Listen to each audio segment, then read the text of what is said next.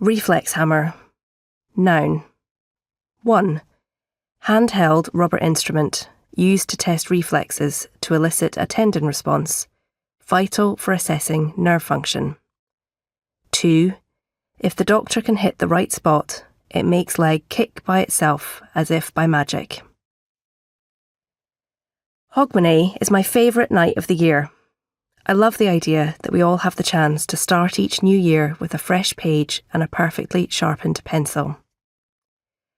As a child, I revelled in waiting for the bells at our neighbours', squashed into a TV room watching Ferris Bueller's Day Off with cool, older kids, eating Wotsits and drinking Bar's lemonade.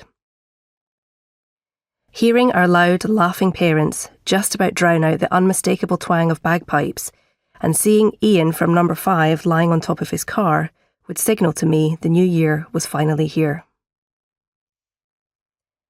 Hogmanay 2013 brought the most exciting possibilities of all. Our son was 2 months old, and having made my way through the fog of those early weeks, I could see a whole year of firsts in front of us. As we raised a glass to 2014, I was in an anticipatory frame of mind. My New Year's resolution was to shift the baby weight.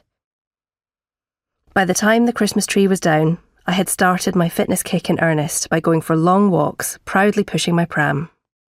While I walked, I listened to my favourite podcast, Desert Island Discs, and I thought about how my favourite part of my job as a doctor was listening to how all the puzzle pieces of each person's life fitted together.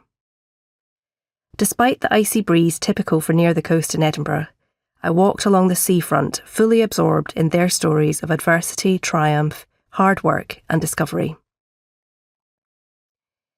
At the end of the first week of my new regime, I woke with a numbness all the way down my left leg.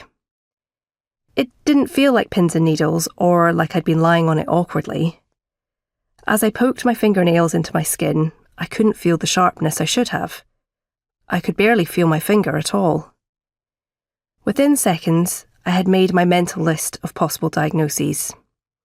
At the top was a prolapse disc in my back, but in view of having no pain, that was out. Next up, cancer, but I certainly had no weight loss and my recent blood tests were normal, so I pushed that to the bottom for now. Therefore, it could only be the exercise.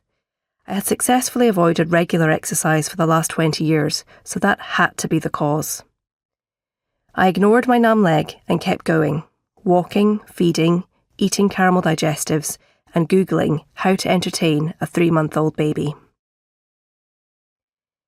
3 weeks later, on a Thursday morning at the end of January, things were different. After several nights of nighty changing night sweats and a new thundering exhaustion, the numbness had spread. My new self-diagnosis was this might be permanent damage to nerve endings from the multiple attempts at an epidural during childbirth. I could feel that something wasn't right. I knew I needed to see another GP rather than just rely on my self-diagnosis. I managed to get an emergency appointment that morning with a GP that I'd never met before. He listened to my medicalised description of the symptoms, punctuated with what I thought it was or wasn't, and he examined me. He took blood tests immediately and reassured me. I wondered if he thought that new mums panic about everything. I'd thought it many times, looking into the face of a sleep-deprived, anxious, weepy woman. As I made my way up the narrow stairs from the GP's basement consulting room, I saw my husband appear through the doors of the practice. I'd left him a panicky voicemail in the car on my way to see the doctor. He reached forward and took the weight of our son in his car seat out of my hands by hooking it on the nook of his left arm. As he reached for my hand with his, I felt relief instantly. I had my worst-case scenarios covered. The doctor had done exactly what I would have. Everything was going to be fine.